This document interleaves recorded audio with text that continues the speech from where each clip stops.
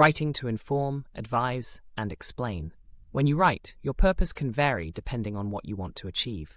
Let's look at how to write effectively to inform, advise, and explain, covering the key things to consider for each style, including structure, layout, and language.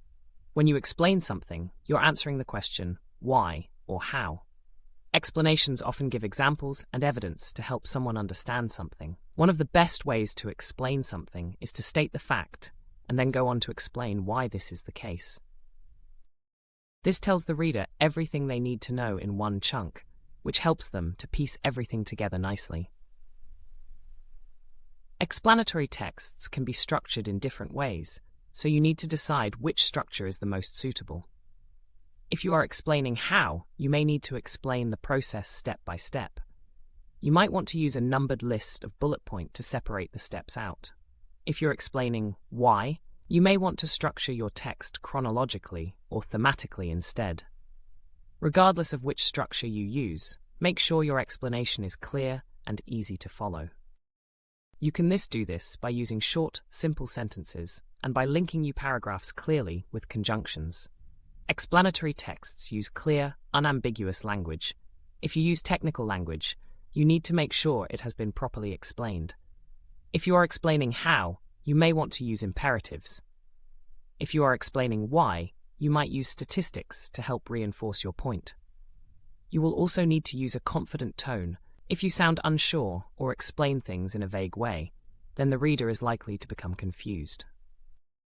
Like informative texts, think about whether a labeled diagram, chart, or picture would help your reader to understand the text more clearly. Headings and subheadings may also help split the information into separate chunks. Writing to inform is all about telling the reader what you know about a certain topic. This means that you need to include plenty of facts. You don't need to use these facts to persuade or argue, though. You just have to present them to the reader in an engaging way.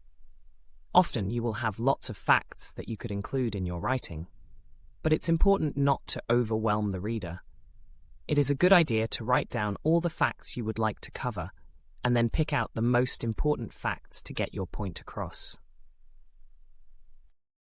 Informative texts are usually quite balanced and may contain both the positive and negative aspects of a topic.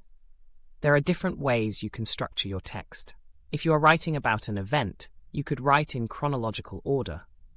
If you are writing about a general topic, you may want to structure your text thematically by grouping similar information into separate chunks. Technical language or jargon is words that an average reader might not know.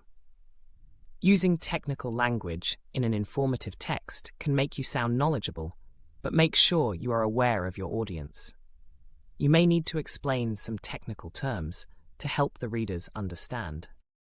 Sometimes a diagram or a chart might be the cleanest way to present information. Headings and subheadings can also help navigate a text, especially if a text has been structured thematically. Writing to advise means trying to help someone, usually giving them suggestions or instructions. Writing to advise texts are usually structured logically. You want to make it as easy as possible for the reader to follow your advice. You may want to tell your reader why they should listen to your advice and to reassure them that you know your stuff. Texts that advise may give the reader consequences of not following the advice.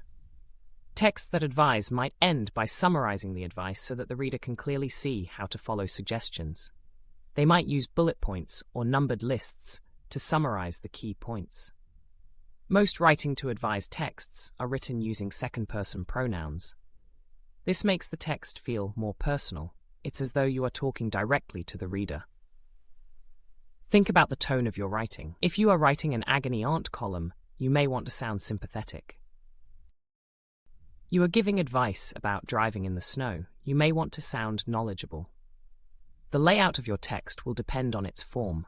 Whatever the text may be, make sure you use the right text type.